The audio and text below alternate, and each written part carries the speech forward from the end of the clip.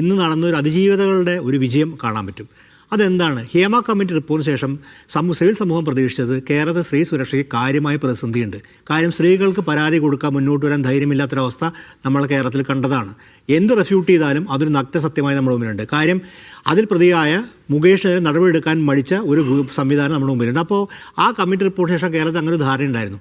അതിനെ മറികടന്നുകൊണ്ട് അതിജീവിതകൾക്ക് പരാതി കൊടുക്കാനും സംഘടനാ നടപടി എന്നുള്ള വേറെ പ്രശ്നമാണ്. സംഘടനാ നടപടി എടുത്തില്ലെങ്കിലും ക്രിമിനൽ കുറ്റമാണ്. രാഹുൽ മാങ്കൂട്ടം ചെയ്ത ക്രിമിനൽ കുറ്റമാണ്. അതിലെ ക്രിമിനൽ കുറ്റത്തിൻ്റെ ഭാഗമായിട്ട് ക്രിമിനൽ ഇവിടെ പ്രധാനപ്പെട്ട കാര്യം പലപ്പോഴും പല സംഘടനകളും കാണിക്കുക തങ്ങൾക്ക് വരുന്നത് ഇവിടുത്തെ സംഘടനാ നേതാക്കൾക്ക് അറിയാത്ത കാര്യം ഒരു പരസ്യം പല സംഘടനകളും തങ്ങൾക്ക് അകത്ത് വരുന്ന പ്രശ്നങ്ങൾ അത് ചിലപ്പോൾ അതിൻ്റെ അകത്ത് പ്രവർത്തകരെ ചിലപ്പോൾ ഒരു യുവജന സംഘടന യുവ നേതാവിൻ യുവ പ്രവർത്തകരായിരിക്കും. ആ സ്ത്രീയോട് ആ യുവതിയോട് മോശമായി പറയുന്ന നേതാവിൻ്റെ ആയിരിക്കും. ആ പരാതി പുറത്തുമില്ല. അത് കമ്മിറ്റികൾക്ക് ചർച്ച ചെയ്ത് പരിഹരിക്കുകയും ചെയ്യുന്നത്.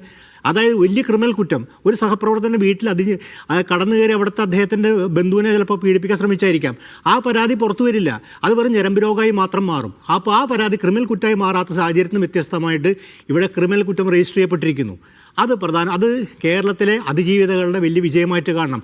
അതിനെ ഒരുപക്ഷേ ഗവൺമെൻറ് സഹായിച്ചില്ലെങ്കിൽ ഗവൺമെൻറ് നല്ല കാര്യം തന്നെ ചെയ്തത്. അത് പ്രധാനപ്പെട്ട കാര്യമാണ്. കാര്യം അതിജീവിതകൾക്ക് അവർക്ക് പരാതി കൊടുക്കാനും പരാതി ക്രിമിനൽ നടപടിയും സംഘടനാ നടപടിയൊക്കെ വേറെ. നമ്മുടെ പ്രശ്നം സംഘടനാ നടപടിയും ഇലക്ഷന് കോൺഗ്രസ് ഇങ്ങനെ ക്യാമ്പയിൻ നടത്തും CPM-ന് നേട്ടമായോ എന്നുള്ളതാണ്. അത് ഒരു രാഷ്ട്രീയ വിഷയമാണ്. തീർച്ചയായിട്ടും രാഷ്ട്രീയ പാർട്ടികൾ. പക്ഷേ സിവിൽ സമൂഹം സംബന്ധിച്ചോളം ഈ ക്രിമിനൽ നടപടിയെ സംബന്ധിച്ചിടത്തോളം പ്രധാനപ്പെട്ട കാര്യമാണ്. കാര്യം പോലീസിൽ പരാതി കൊടുത്ത് നടപടി എടുക്കാൻ അത് വളരെ അങ്ങനെ ഒരു പ്രെഡേറ്റർ ഒരു സംശയമില്ല. പ്രെഡേറ്ററും ഹൂ കേഴ്സ് എന്ന് നമ്മുടെ പൊതുസമൂഹത്തോട് സ്ത്രീകളോടല്ല ചോദിച്ചല്ലോ പൊതുസമൂഹത്തിന് നേരെ വെല്ലുവിളിച്ച ഒരു MLA പിന്നെ ഒരു കൂട്ടത്തിൽ കാര്യം പറഞ്ഞോട്ടെ. ഈ നിഷാദ് കാര്യം ഞാൻ നിഷാദോ മീഡിയ വണ്ണം മാത്രം ഉദ്ദേശിച്ചല്ല. ഈ യൂത്ത് കോൺഗ്രസിൻ്റെ നേതാവായ അദ്ദേഹം കോൺഗ്രസ് പാർട്ടിയിലേക്ക് വരുന്ന സമയത്ത് ഈ നിതിൻ വന്ന പോലെ ആയിരിക്കില്ല എനിക്ക് തോന്നുന്നത് അദ്ദേഹം രാഷ്ട്രീയ പ്രവർത്തനം ചെയ്തത്. മീഡിയയിലൂടെയാണ് വന്നത്. നിങ്ങൾ മീഡിയയെ ക്ഷണിച്ച് വരുത്തിയിരുത്തി ചർച്ച ചെയ്ത ആളല്ലേ രാഹുൽ? അപ്പോൾ കോൺഗ്രസ് പാർട്ടിയിൽ ഉയർന്ന പോലെ നിങ്ങൾക്ക് ഉത്തരവാദിത്തമുണ്ട്. മീഡിയയിൽ കാര്യമായി ചർച്ച ഉരുളയ്ക്ക് ഉപ്പേരി പോലെ കോൺഗ്രസിന് LDF നേതാക്കൾ മറുപടി കൊടുത്താണ് കേരളത്തിൽ രാഹുൽ താരമായെന്ന് എല്ലാവർക്കും അറിയാം. മീഡിയക്ക് ഉത്തരവാദിത്തമുണ്ട്.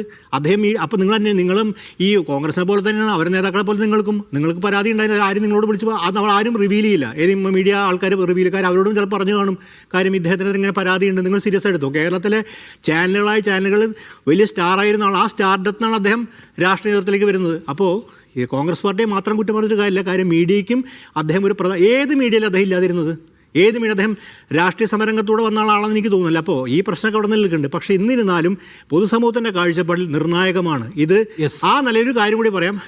കോൺഗ്രസ് എന്ത് തന്നെയാണ് എടുത്ത തീരുമാനം വളരെ അഭിനന്ദനാർഹമായ തീരുമാനമാണ്. അത് ബെറ്റർ ലേറ്റ് ദാൻ എവർ. ഞാൻ പറഞ്ഞ നേരത്തെ ചെയ്യേണ്ടതായിരുന്നു. അത് നിതിൻ കണിച്ചേരി പറഞ്ഞ വളരെ ശരി നേരത്തെ ചെയ്യുന്നത്. പക്ഷേ ബെറ്റർ ലേറ്റ് ദാൻ എവറിനേക്കാളും ഇപ്പോൾ അത് ചെയ്തു.